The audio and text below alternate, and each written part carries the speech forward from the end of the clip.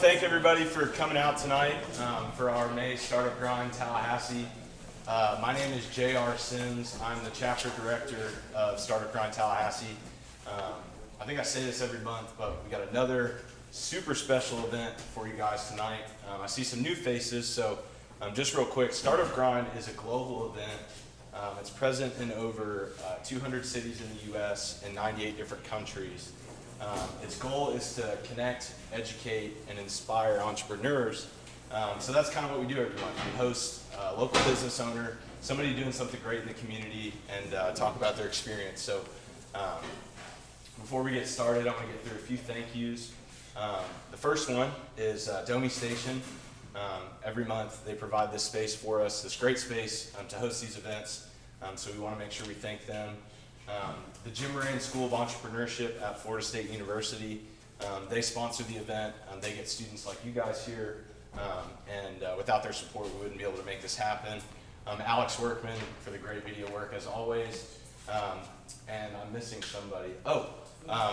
The food, Township. Apparently the food was awesome tonight, so we want to make sure we thank Township for providing that.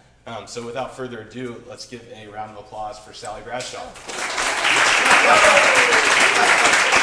We're going to call it the food first. Well, we definitely should, so let's do that real quick. Round of applause for Township. So tonight, we have Sally Bradshaw here. She's the owner of Midtown Reader. We're going to get into a conversation, go back and forth, and then at the end we'll have a little bit of a Q&A. So hopefully we'll get some conversation going. This month is actually Female Founders Month with Startup Grind. So it's May 31st. We've saved the best for last. Startup Grind Tallahassee will I'm assuming this is the last event of the month for Female Founders Month. So that's kind of cool. So with that being said, Sally, why don't you give the audience a little bit of background on you, where you're from, career experience, and then we'll kind of go from there. Okay, thanks, JR. It's a treat to be here. I've not been to Domi before tonight. This is really remarkable for those of you who have the opportunity to work here. It's so exciting to me that Tallahassee actually has a facility like this. And Lucas, you have just done amazing things. He's hiding in the back. He's a lot of humility. Lucas actually is an aspiring writer, in case anyone does not know that. He won a writing competition last week for our Story Slam, which I will talk about at some point. So it's a treat to be here with Lucas and the Domi team. This is amazing. My name is Sally Bradshaw. I am 51 years old. I have lived in Tallahassee 26 years. I grew up in the Mississippi Delta in a small town right on the river north of Vicksburg, Greenville, Mississippi. Went out of state to school, went to Vanderbilt, and then got the political bug and moved to Washington, D.C. and graduated from George Washington University and lived and worked up in D.C. in a lot of different capacities. Before moving to Florida, I really wanted to run political campaigns for a living. It was the one job my dad said, you'll never get a job like that. Nobody hires people who do that. You can't do anything with a political science degree. And I was determined to prove him wrong. So I got the political bug, got in campaigns, but pretty quickly knew that I wanted to manage races, that I loved being involved with coordinating and planning and putting stuff together. And so I started to look at states where there were big races, typically a governor's race or big statewide, and there were 4 states at the time that really had the best opportunities: California, Texas, Florida, and sort of the New York, New Jersey area. And I had too thick of an accent to work anywhere other than Texas or Florida. I was targeting the big 4. And so I had an opportunity to interview for a job here as the political director for the Republican Party of Florida. Moved down in 1991 to take that job, and from there went into multiple campaigns, including working in Jeb Bush's first governor's race and his second governor's race, and then became his chief of staff. And from there went to work for Barbour, a former Mississippi governor, and then Mitt Romney, and did some work with the state legislature here. And after the 2016 cycle, decided I didn't want to be involved in politics anymore. There's some reason. So I didn't just drop out. I left the Republican Party and decided to open a bookstore.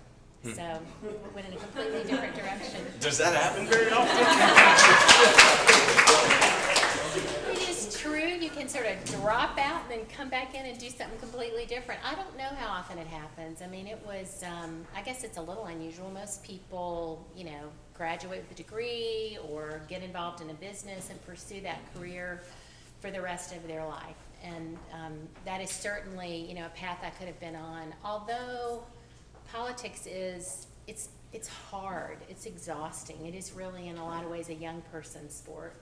And I think you don't see a lot of people my age who are operating in political campaigns, which is really what I loved. I served in both government in some capacities and in campaigns, but to me, campaigns were wonderful because they were limited in scope. There was a sense of, movement and urgency, and, everything was changing constantly, which I loved. I loved solving problems in that environment, and it's exhausting. It's hard, and as you get older, everybody here is too young to realize this, but there is a point at which it becomes harder to be on call 24/7 and to, deal with the latest prison break or, hurricane or, something, Donald Trump or whatever the issue is. It becomes very difficult. And so I think it was time for me to either retire and get involved in the community in a lot of different ways I could have done, or to try to start a business. And I decided to start a business.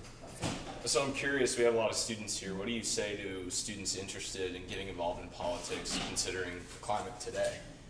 I hope that students will get involved in politics given the climate today. I think this is unlike any time in our history. I mean, this really is a unique period of time. A lot of people will say, 2 years ago, 4 years ago, it was just as challenging and there was as much animosity. That's not accurate. This is the most contentious, divisive political environment, certainly in my lifetime and even in your young lifetimes. And the only way it's going to get better is for people to get involved who want to solve problems. We are not in a problem-solving environment nationally right now, but locally we are. Places like Domi Station come in and say, we're going to bring people who are different together and find ways to problem solve and move the needle. And I hope that everybody in this room will get involved and become active and find ways to make a difference, if not in Tallahassee, at the state level, nationally. I think it's really, really important. But it needs to be people who have a lot more energy than I do, at least in the political sense. So. Right. If you could pinpoint one moment in your political career, your favorite moment, your most fond memory of your entire career, could you find one? One moment. You didn't give me any heads up on this question. That's gosh, there have been so many. I mean, I was really blessed to work for some amazing people and to have the option over time to not just have to take a job because it was the next campaign that was offered, but for whatever reason I was lucky to be able to pick and choose the candidates that I worked for, and I turned campaigns down and candidates down that I didn't feel comfortable with, that I didn't want to work for. It was never sort of my goal to be a hired gun, but really to be committed to the policies and the beliefs of the candidates that I worked with. But I have to say, I mean, of all the interesting and bright and capable people I worked for, the one who I don't want to say care about the most, but have maybe the most love for on some level is former President Bush, President Bush 41, George H.W. Bush. He is to me sort of the end of an era of public servants who really did this for the right reasons. He is, I think, 92 or 93 years old now. He has Parkinson's. We were just discussing this, incredibly mentally sharp and so committed to this country. He cares about it so deeply. And he, actually, I remember I was in the White House at the time of the Gulf War, which was an interesting time to be a young White House staffer. I think I was 24 or 25 years old when all this was playing out. But I can remember there was a point in time where he cut an economic deal with the Democrat Party to actually raise taxes at huge political risk to himself. I mean, and he was not naive. This was a man who ran the CIA. He was the U.S. ambassador to China. You know, he'd been a member of Congress, pretty remarkable. But he knew that this deal was the best thing for the economy, that it would get the budget moving again. And every state party chairman and every political hack in every state were contacting us saying, you guys have lost your mind, you need to rein the president in, he's out of control. He didn't care. He did what he thought was right. And you could argue he lost his reelection over that decision, but he was a problem solver. And so he sat down with the other side, and the economy started to move, ironically. and Bill Clinton got the credit for it. But it was a really bad tax deal that made such a difference. And I worry that we, at least on a national level, we don't have many political figures who are willing to say, I'm going to put my ego and my future political success aside and do what is right. And so I think people in this room, have the ability to do that. And certainly at the local level, where problems, really need collaborative working environments, there's an opportunity here. Yeah, and the last question I have related to this is, I'm curious what it was like. You just kind of touched on the experience working in the White House. I'm also working in the 2016 presidential campaign. I'm curious if there's something different about that you experienced in your particular role that you've never seen before. Every day. Yeah. I don't think any of us could have predicted what the 2016 cycle would be like. All the rules that I learned in, 30 years in the process just went out the window in one cycle. They didn't apply. It's, hey, as you build a business or you're in school and you work on projects, with each experience, with each failure, with each success, you learn things. And they go into your toolkit that you're going to apply to whatever project you're working on next. So we had quite a team of experienced professionals with quite a big toolkit, and a candidate who had served as, a two-term governor of a very diverse state, who was also fluent in Spanish, and his children were Hispanic. And on paper, everything was working. But there was this undercurrent of anger in the country that I think not everyone missed it, but a lot of us missed it. A lot of us did not understand it, or understood it, but didn't understand how it could potentially turn an election upside down. And there was a candidate who was so outrageous that we all looked at each other and just laughed. Like, he said, what? He tweeted, what? Are you kidding me?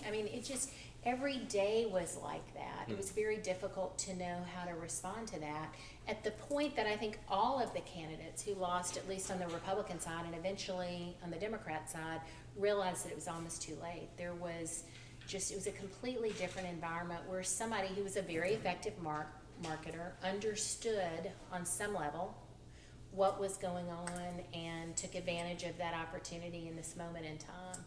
What I hate about that is you want your president to be successful, whether he or she is of your party or not. We're American citizens. We want the country to thrive. We want there to be opportunity. We want people to be lifted up.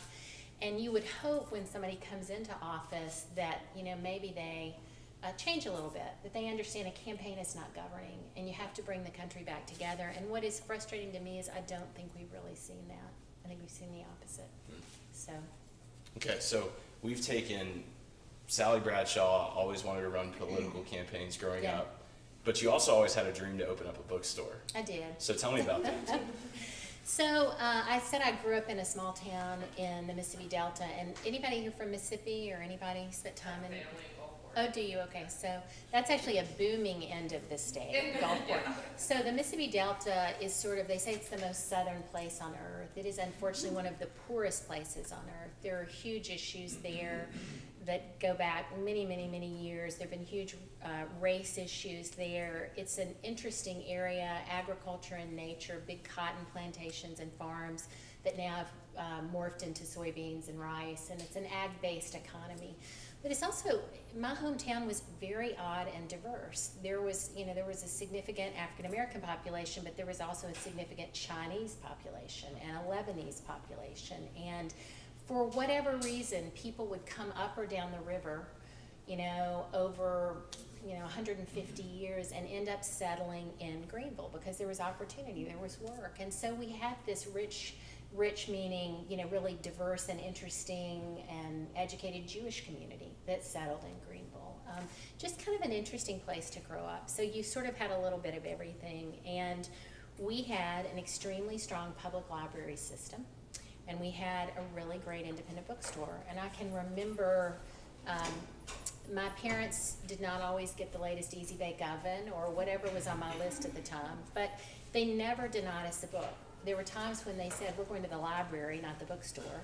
But we had this bookstore, and we had such a great literary tradition in Mississippi. So, Eudora Welty comes through, when I'm a little girl, or Shelby Foote, who was the acknowledged expert on sort of Civil War history, these authors would come into Greenville and they would stop at our local bookstore. And there's a great children's section, and I was a bit of a, I was a big bookworm, a total nerd. And so I loved being in a bookstore. It's the one place or a library where I felt confident and I felt like I could go away from Mississippi and I could do something different. And so I always wanted to operate a bookstore. And my sister and I, she's a teacher here in town, she's 3 years younger than me, would actually, we were such book nerds, we would play library, where we would create little library cards, and we'd check them out to my dad, my poor dad. Who knows how many library cards he had that we had, and he had to stamp them and write his name, and then we would get mad at him if he didn't turn them back in on time. We would do something. But it was great fun. And I always thought, wouldn't it be great to have a little shop? Wouldn't it be great to have a little place where we could have an independent bookstore and bring in interesting people? And I love to read. Tallahassee did not have this. For 30 years, we've not had a general subject independent bookstore. And so always in the back of my mind, I thought, someone should start a bookstore. That'd be a great thing to do. When the bottom fell out of the political system, and I thought I could take a year off and see if I want to do something, I really don't want to be in the political world, I started to think more about the bookstore. And actually, when I was in, I think it was Nashua, New Hampshire, at some point in freezing cold weather in the middle of the primary cycle up there, I was reading an article in Forbes magazine about Tallahassee being the smartest town in Florida, which just stunned me. I didn't believe it. It just made What do you no mean? We're all sense here. to me. Well, you know, a cross section of this group maybe, but Tallahassee, our hometown, right?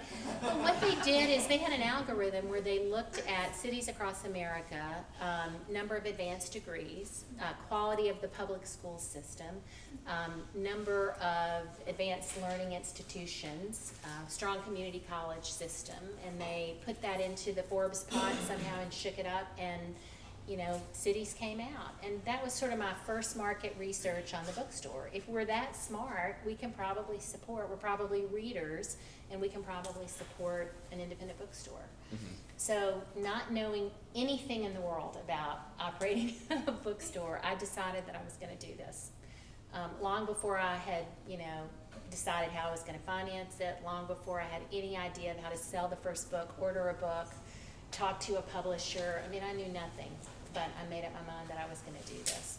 So from that point, when did you actually, like, I guess what I'm curious, did you go on this tour where you talked with a bunch of other local bookstore owners and, you know, gathered all this information about how to start a bookstore, or did you just go for it? It was kind of a little bit of everything. Thinking back on it now, I did do a tour. I knew the nice thing about being 51 years old, if this helps anybody who's, you know, much younger than me, remember this. You really know what you don't know, and you're not afraid to admit it. I mean, I remember being younger, and I was going to conquer the world in politics, and I knew everything, and I, you know, worked really, really hard. I would outwork anybody. When you get in your 50s, you just realize you don't know anything. Like you know things, but you know what you don't know. And that's really helpful in starting a new business, because I was not fearful of people knowing that I didn't know. I didn't mind talking to other booksellers and saying, I have no idea what I'm doing, but I know I'm gonna get the capital. I know I wanna do this. I know there's a market in Tallahassee, help me. And fortunately, the book community, unlike a lot of communities, is really loving and diverse and welcoming, and they want you to succeed. And so I did go on a tour of bookstores all over the country, focused on the Southeast though, a market that would be similar to our market. And I cold called some really big deal bookstore owners, the head of Square Books in Oxford, which is just sort of the mecca of Southern booksellers, Tom Lowenberg in New Orleans, a gal who works at a bookstore in Fairhope, Alabama, Page and Palette, which is a really renowned bookstore, a used bookseller in Birmingham. And I introduced myself and I said, I'm opening a bookstore, I want to come see you.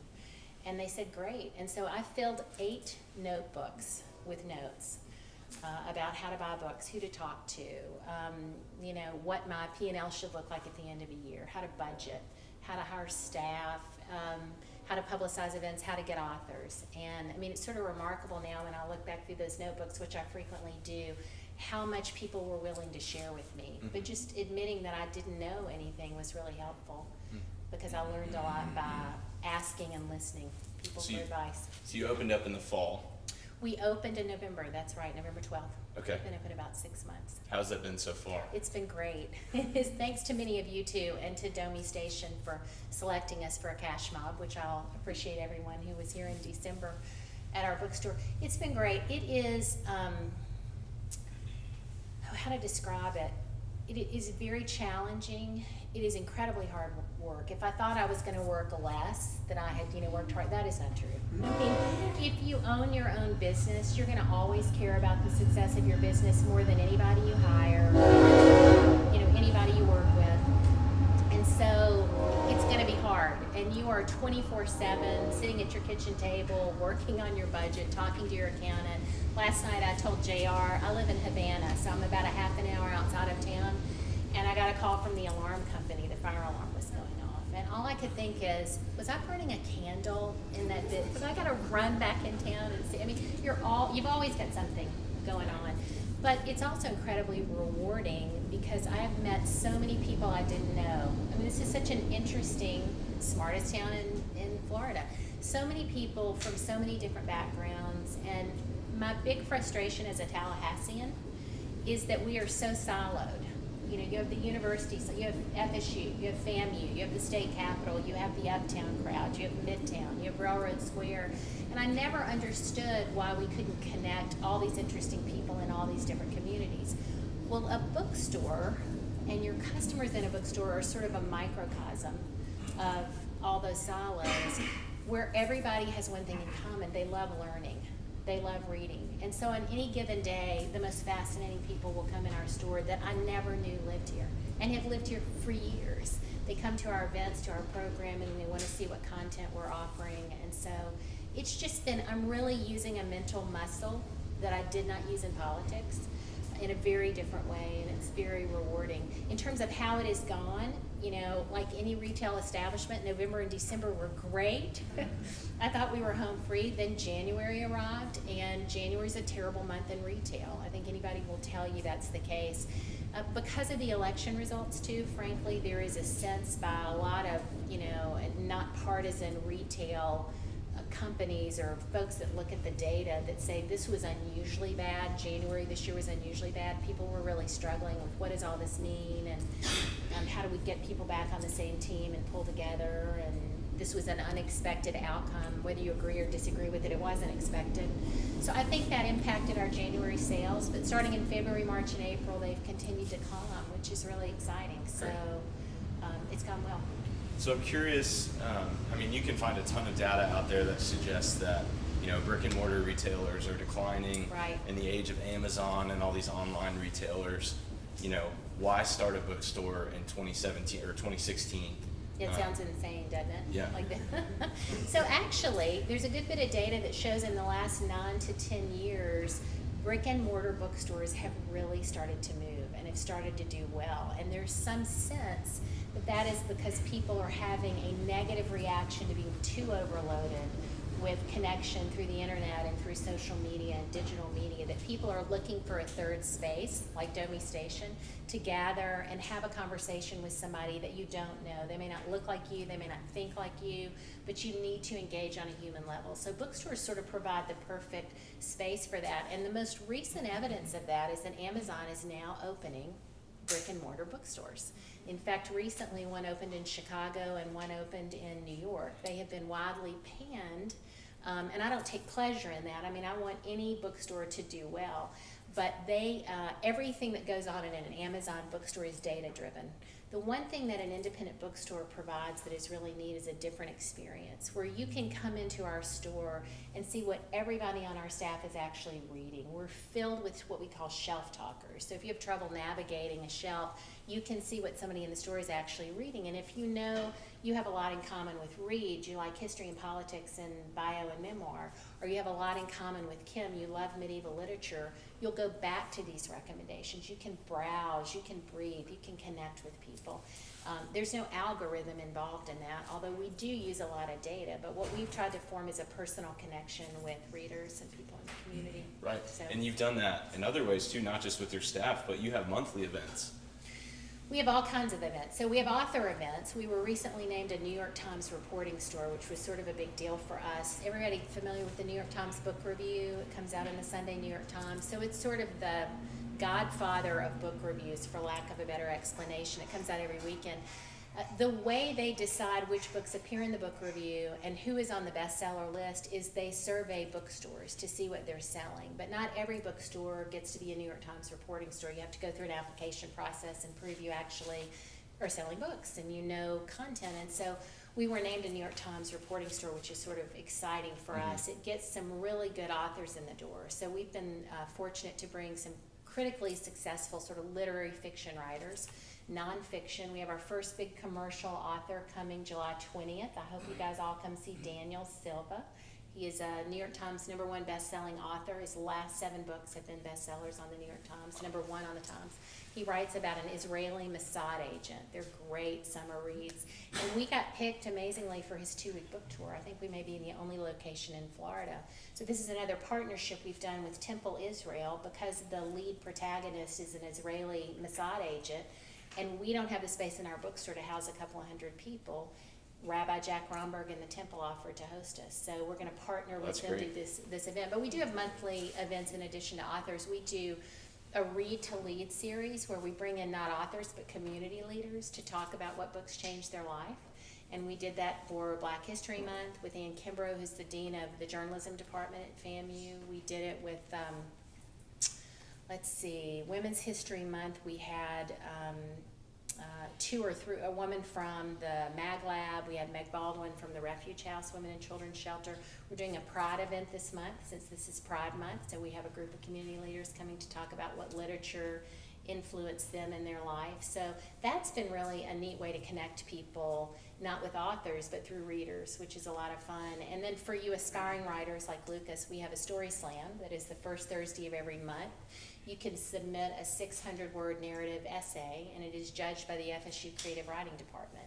And we pick 2 or 3 people, to read every month and come in and talk about the craft of writing, which is a lot of fun. And we have a book club. So we have a Book of the Month club. It's a different genre every month, the 3rd Thursday. All this is on our website, midtownreader.com.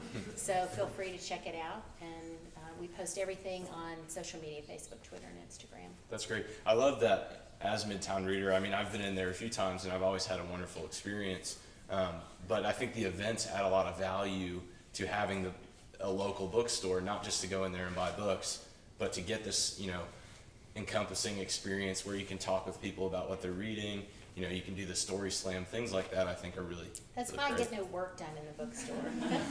That's the problem. The work is done at the kitchen table. Yeah, when you are selling and you're interacting with people, which is really the fun of book selling, meeting new people and learning new things about new authors or books we should stock that we don't have, that's the most fun of book selling. I'm not an introverted person, you probably guessed. So I can talk, and I'm from Mississippi, so I can talk forever and ever and ever. And I love being in the store on the floor, talking to people like J.R. Sims about what the latest reads are, Yeah. and learning from them what we should be, doing. Yeah. Should be stocking. So you touched on this too. When you started the bookstore, did you think that you were going to leverage technology as much as you actually do now? It seems counterintuitive, doesn't it? Right. Because your point earlier about going in the opposite direction. How do you open a bookstore?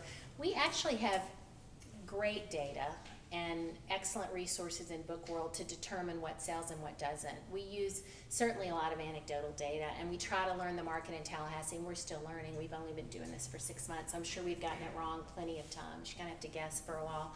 But we have a source called Above the Tree Line, which is a data system for booksellers where all of the point of sale data of any participating bookstores is fed into this, big website. And I can look and see how my sales compare to any other participating bookstore in the country. And not just my overall sales, not the macro numbers, but my sales of Colson Whitehead's Underground Railroad, which just won the Pulitzer. I can look and see what the top 300 books are in independent bookstores right now, and the top 300 books in big box bookstores, or really run the data in any combination that we want to run it. What are the best mystery bestsellers right now? Do I have them in stock? Do I have them on order? It's sort of remarkably helpful. And so every night I'm looking at not only sales data, but how our sales compare to other similar size stores in similar markets. and oh gosh, I really need to go get 2 copies of Dark Matter. You know, I mean, you're constantly using data in book world. How many books do you actually have in the store? We have 10,000 volumes, now we're up to about 9,200 individual titles. We have a tiny space. If you've not been there, we're about 1,500 square feet, and about 980 of that is selling square feet. The rest is a bathroom or sort of the cash wrap area where we actually sell the books. So I met with Sally last week, and we were walking around the bookstore, and I was just watching, as we were talking, she would, move books here or there, kind of adjust things around. Can you maybe talk about some of like the retail tricks that you've learned or that you didn't know about? I'm sort of like an infant. I'm an infant or a toddler in the book selling business or any retail. I bet many people in this room have much more retail experience than I do. But that's been really fun and fascinating to learn. Like almost any business, there are consultants, and believe it or not, there are book selling consultants. A consulting group in Amelia Island, fortunately in Florida, helped me actually get started. They had run an independent bookstore in Nashville for years, retired to Amelia Island, came over and spent 2 or 3 days on the front end, first to say, do you really want to do this? It's really hard. It's really, it requires capital. There's a huge emotional investment in this. You could fail. Do you understand that? Once I passed that bar, yes, I know I could fail, but I'm okay with that. Once I got through sort of that boot camp, they put me through the next phase of book selling boot camp, and we walked through budgets and P&L and how your ordering budget and how you deal with publishers and who is the contact at Random House and how do you actually get an author in your store to speak. And from there, they came back when all our books came in, and we unloaded 10 pallets of books, hundreds and hundreds of boxes of books right before we opened in late October, early November, to talk about retail and how you set up a display. And books do sell by their cover, if you didn't know that, they do. So we try to face out as many books as we can, especially those that have interesting titles and intriguing covers, because they catch your attention in a bookstore.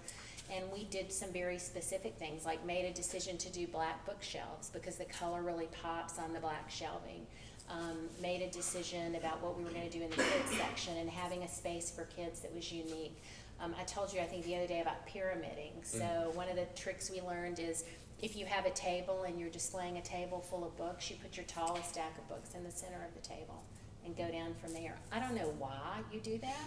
I just know that it works. And I've literally taken books and stacked them in a pyramid, that rearranged them as I did with you there, and somebody will come in and notice something they didn't before. It's almost become a joke in the store to see who can do the latest tweak to get the book sold. You come in, we're running behind you and tweaking everything and changing it, so it's fun.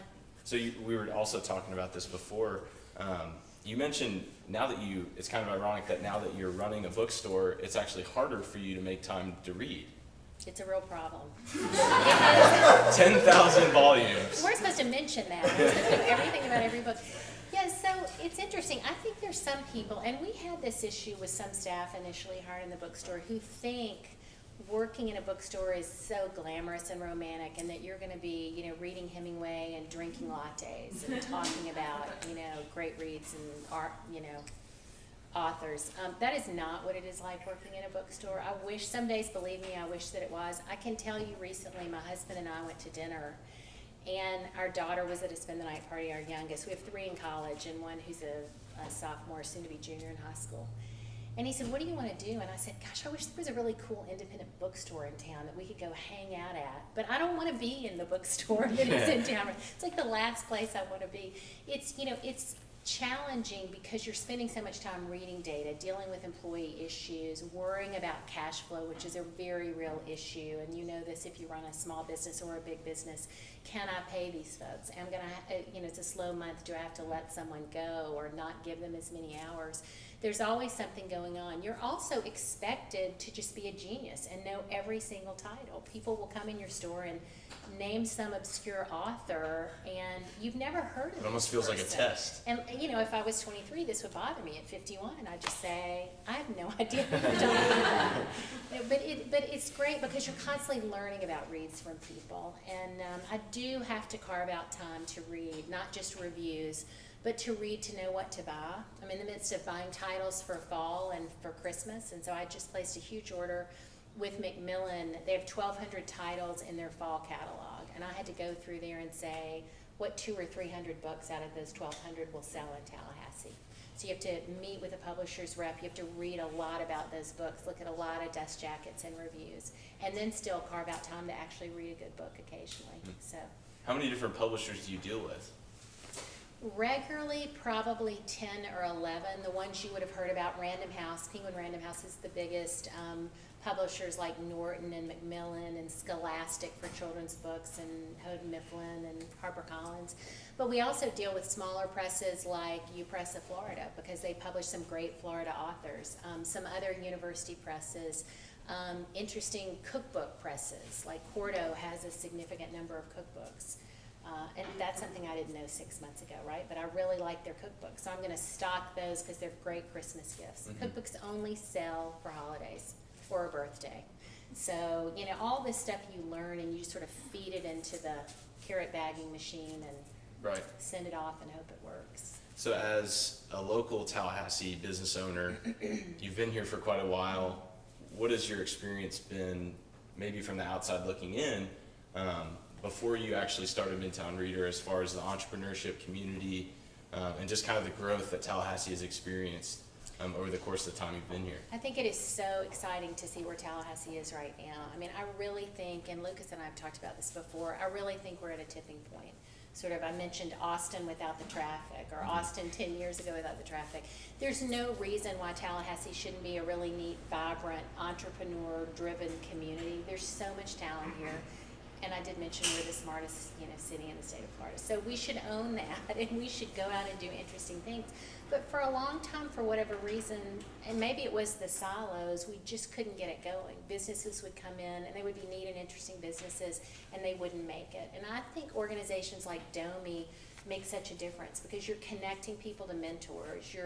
I could call Lucas at any time and say, I have a huge problem in book selling, and it wouldn't matter that he's not a bookseller. He would find an entrepreneur who'd been successful and in business here for years for me to sit down and have a coffee with and ask their advice. I mean, people want entrepreneurs to be successful. They want businesses not just to succeed, but to thrive and to still help us retain sort of what is Tallahassee, sort of a small big town? You know, we don't want to be Miami, we don't want to be Tampa.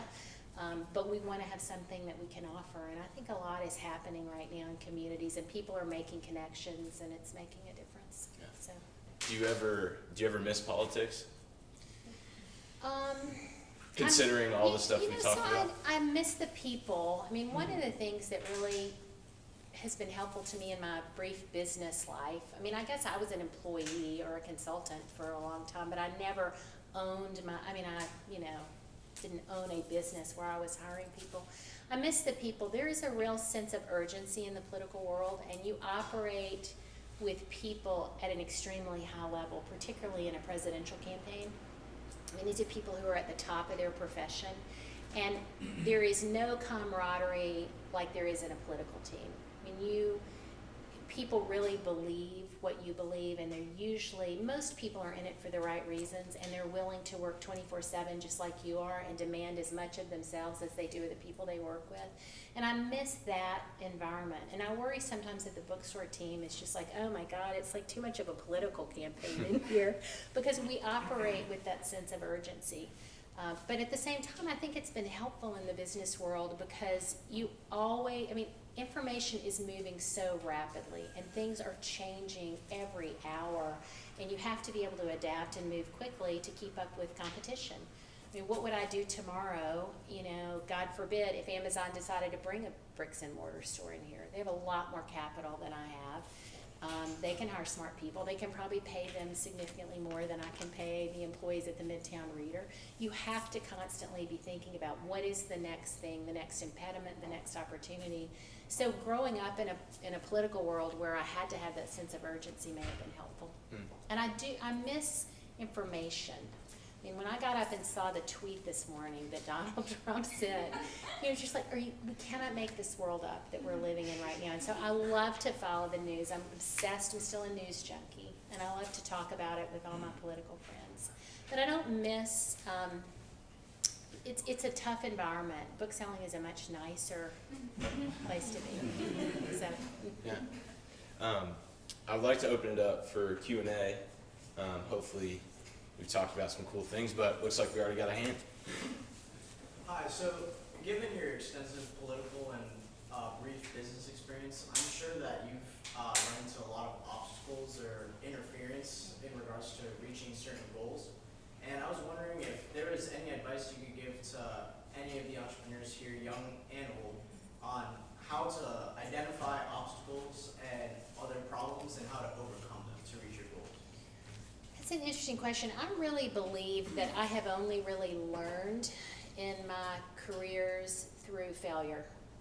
I mean, it is very easy to get sucked into this, let's go find the most successful person in X field, and let's sit down with them, and let's learn everything we can, from a Steve Jobs or someone of that caliber, and that's great to do. But I really think we ought to be talking to people who have failed more often, because that's really where you grow and where you learn. And I would say don't be afraid of failure. If you are in the business world, you are a risk taker.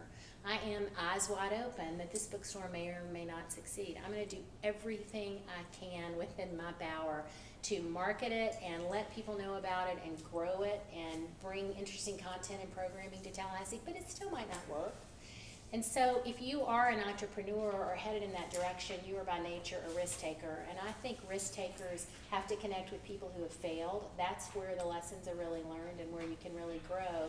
And when you have a mistake, when you have a failure, you really need to assess it and be introspective and try to learn what the takeaways are. Don't be fearful of it, but embrace it and decide what the takeaway is going to be. And every day we do that. We have large and small failures. I'm giving away like this. Don't come to my store and think this is a failing enterprise.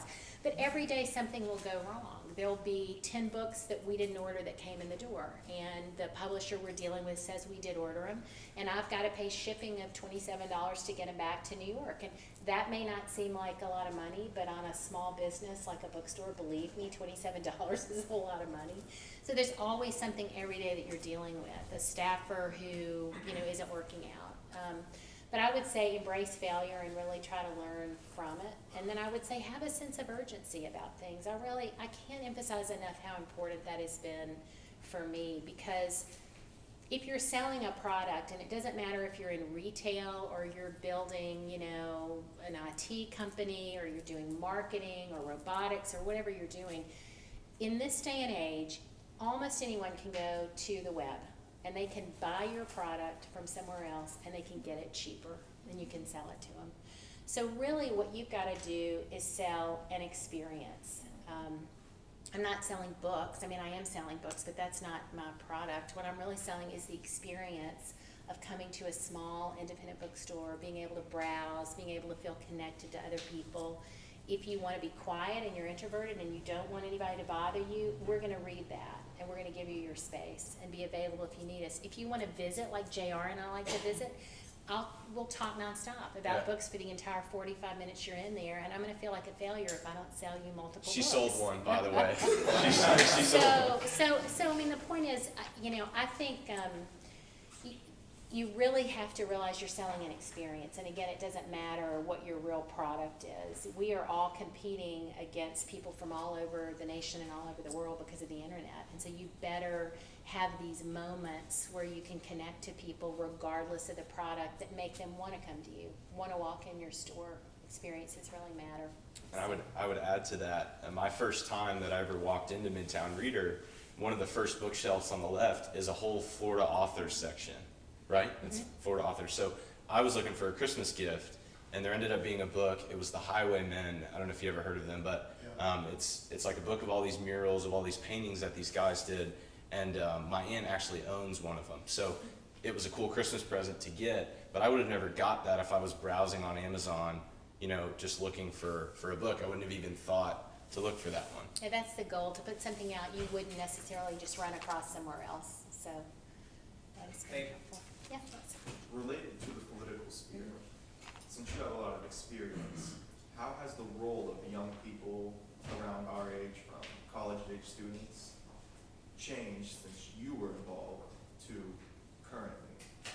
It's interesting. I kind of feel like that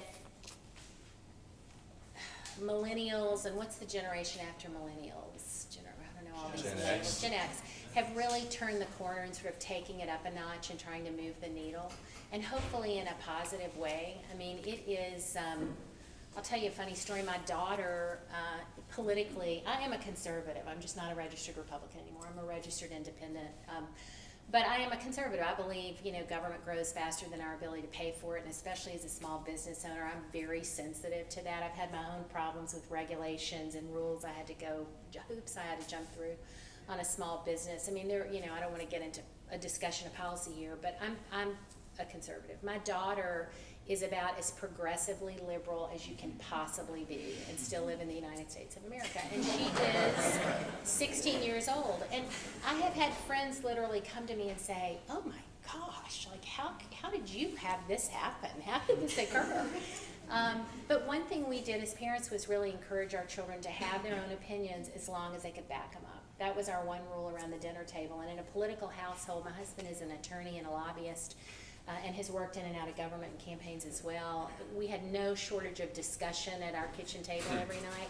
But we would argue with our kids, but we would really try to empower them to kind of be who they're going to be. I mean, she marched in the big women's march. She, still has a Hillary Clinton poster on her wall. I thought my dad was going to have a fit when he walked in and saw that. I mean, but my point is, I think young people really understand that this is an important time to be engaged and involved. And whether you are a liberal or a conservative, or you're a Republican or a Democrat or an independent or no party, getting involved really, really matters right now. It particularly matters to Tallahassee. I'm absolutely convinced nothing is going to happen in Washington, D.C. in the next 2 years that is productive.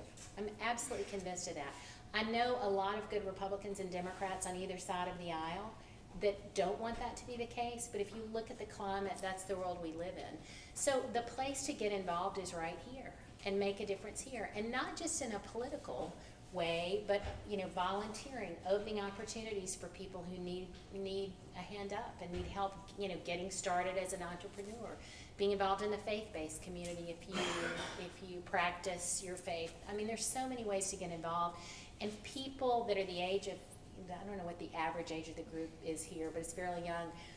You guys just have some sort of approach that I think is really important, to be connected, and you believe in things that are bigger than yourself. And that's really why I got into politics, to begin with. But it's not the world we live in right now on a national level. So I'm encouraged and hopeful. My question is two parts. The first one is, let's suppose you are a campaign manager for a candidate, and you have access to a dashboard that provides you voter-related analytics. What kind of information would you like to see on that?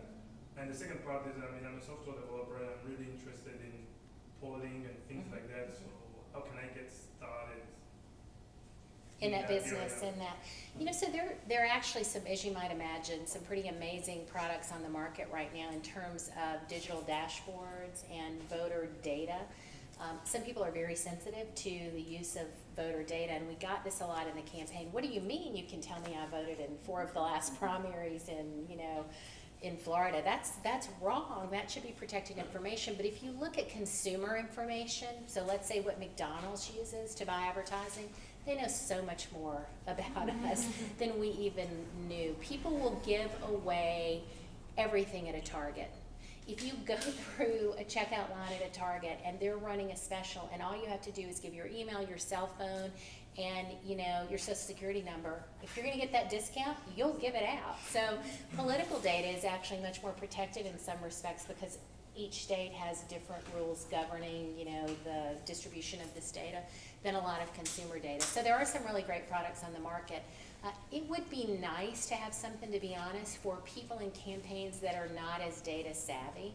I think some of the products, I am really interested in data, but I am, a history and English brain kind of gal. I am not a mathematician. And sometimes it would be nice if people who are managers or community organizers or event builders had access to voter data that was a little more user-friendly, that, Can you elaborate?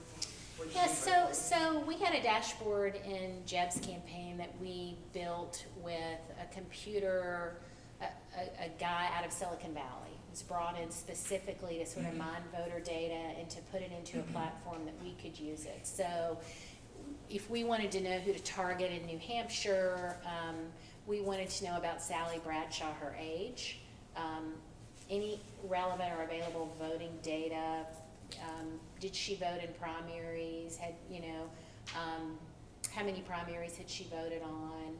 Does she have a bumper sticker on her car right now that says anything of interest? What magazines does she subscribe to? Does she say that she attends a church? And you would pull all this information from multiple data banks. Some would be political, like the Secretary of State's office for voter registration and voting history. But some might be, again, Target, or I mean, people sell this data. You have access to this data. So all that would be pulled together. But people who have data mines versus people who don't are very different in terms of how they learn, right, and how they process information.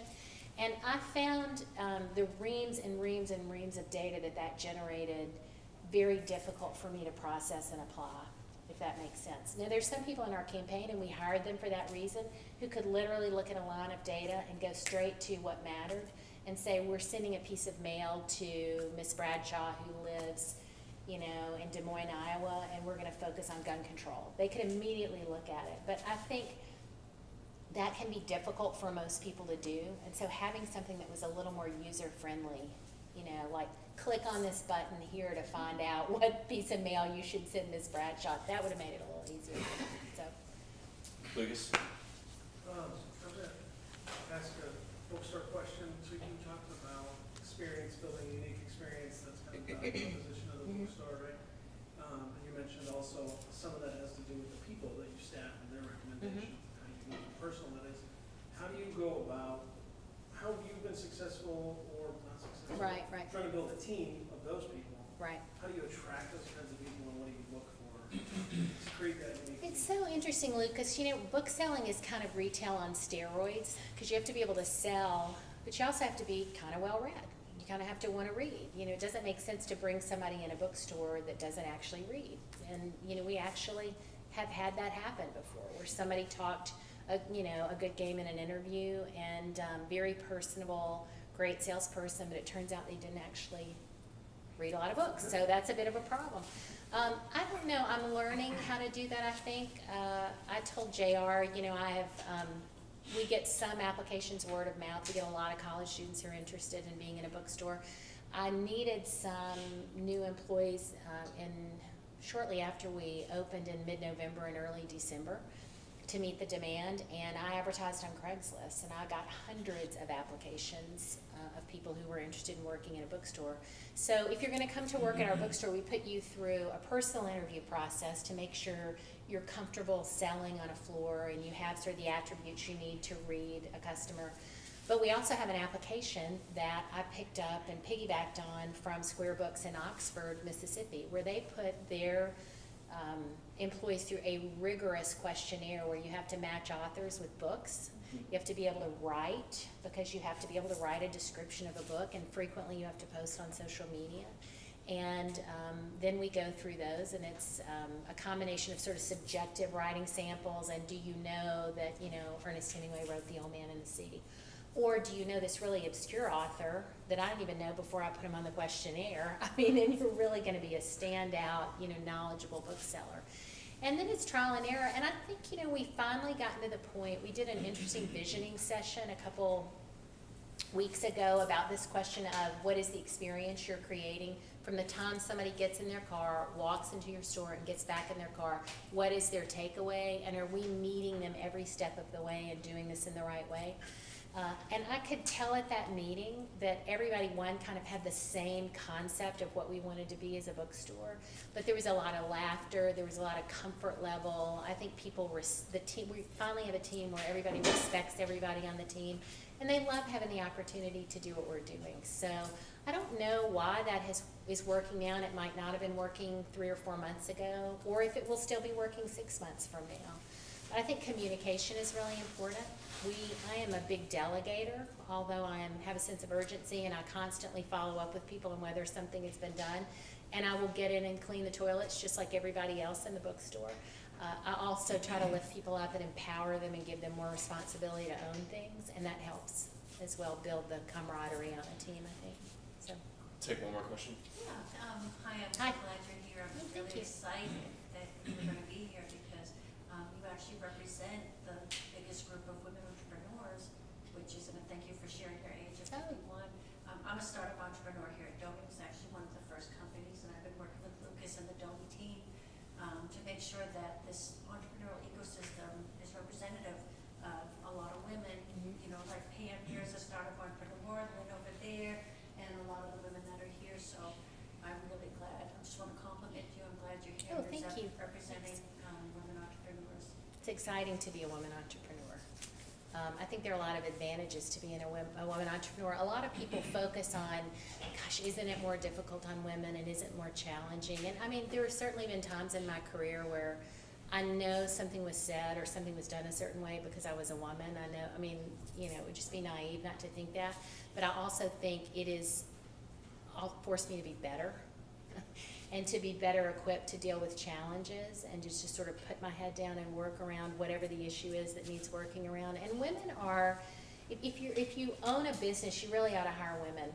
I hate to say this about poor Reed Wilcox, who's our only male on staff. It just sort of ended up that way. But we're almost an all-woman business because women are very collaborative. And women tend to get in groups and do really well in sort of what is best for the good of the order. They tend to be a little less concerned about titles, and I don't mean this as a criticism of any fabulous men who are entrepreneurs here, but in my experience, women are less concerned about titles and more concerned about the good of the order and moving a business to a place you want to get it. And so I'm incredibly blessed to have a team of women, plus Reed, who's fabulous. Reed could be a woman. If you've not met Reed, you should. He's a fabulous bookseller. He's a lot of fun. Reed is from Jacksonville and graduated from the University of Miami. He was actually, ironically, up here organizing campuses for the Clinton campaign during the last cycle. So I have a special place in my heart for Reed because he's a political hack like me. But women bring so much to the table, literally, don't you think? Well, I think women bring so much to the table, but I also think I can't imagine a team that's not diverse. So as an older woman Yeah. entrepreneur, I can't imagine that I wouldn't have the young talent. So I find it's that mix. It is a nice mix, and you really need people who are going to make you look at things from a different perspective. I mean, you've got to have people who have. Social media would be an example of this. I mean, to me, social media is occasionally checking Facebook, although I'm not really of the Facebook generation like my mom is. There are a lot of seniors on Facebook, which those of you who use it a lot would know. Looking to see if we have a good picture on Instagram and just making sure our emails have gotten out. But my daughter, my progressive daughter also has 90,000 followers on Instagram because she has a hedgehog that is kind of cute, and she started posting it on Instagram 2 years ago, and it became, so she says to me last week, your Instagram account's not very good. And I said, what do you mean? We're just killing ourselves over this. It's so clever. The writing is so good. She said, nobody looks at Instagram for the writing. You need to do a better job with your photos. And here's how you get people's attention. So to your point, I do think having a mix of age, a mix of gender, a mix of race, a mix of everything really matters. I just happen to be in a place where the best booksellers I've found in the last 2 or 3 months happen to be women. And so they make up a disproportionate number of our team, but they're all ages. Yeah, and I would say in tech, it tends to be, people think it's a very young environment, but really opportunity is ageless. Yeah. And this is an incredible place of opportunity. But, again, thank you for coming here because I think that puts a face on, talented people, of all walks of life. Yeah, I think so, and I think you can't overlook old people like me in the marketplace as well, because they're not only buying goods, but there is great value to having people who have some experience, some life experience, and know how much to overreact or react to something. I think that's something hopefully I've been able to bring to the business, but clearly I need to work on my Instagram skills. That's one next project for the Midtown Reader. That's why I asked for the hedgehog to like me and to actually compose with a picture, and she told me it would interfere with her brand. She couldn't endorse last door, so. Final thing, Yes. summer book recommendations, something you're reading you really like. Oh, so there's so many summer book recommendations. In fact, I just did a quiz today on, I guess, The Guardian has a great, if you ever read The Guardian, they have a great sort of book review that you can go on and sign up for, and it comes into your inbox, every week. And it was, what is the best book for you this summer? And you have to answer all these weird questions, like, would you have been Slytherin or Gryffindor? Would you have, you kind of go through all the algorithm. And I can't even remember, I've got to pull this book that they recommended, but there are, I love to read everything. I mean, I love fiction, I love mystery, but I like a really good, history, political book as well. And we have all sections in our store. There are a couple books I've read lately, which I just can't put hand selling. To hand sell a book is to have a conversation with you and tell you you really need the Highwayman and see you walk out with it. But everybody know who Trevor Noah is, late night comedian. He had a book that came out I guess 6 or 7 months ago, that is the best book I have read in the last 5 years, and it's called Born a Crime. And it is so good that I literally kicked everyone out of my house and said, do not bother me until I finish this book. It is a bio and a memoir about growing up in South Africa. He was born in 1985, so kind of on the tail end of apartheid, and it was, obviously a horrible time. It was a horrible, series of events. I mean, it was just, it easily could have been a book that descended into a very depressing sort of rant about man's inhumanity to man, all of which would be true and fair. But the book that he wrote is an homage to his mom. And it's a very emotional book. I get emotional talking about it. It's about how his mom, who was just in abject poverty, told him, you're going to have opportunity. And he was the crime. His mother was from an African tribe in South Africa. His dad was a German businessman. And so he was half white and half black. And at the time in South Africa, that was a crime, punishable by 5 years in prison. And either his mom or his dad or both could have gone to prison. And his mother, literally because her skin was a darker color than Trevor's, had a friend of hers pose as his mother so they could go out together and look like a unit, so no one could suspect that something had happened. It's a remarkable story, and it is funny, hard to believe, laugh out loud funny, as is he, and a wonderful story about the power of a family to overcome a really difficult situation. So it's a really great read. Trevor Noah, Born a Crime.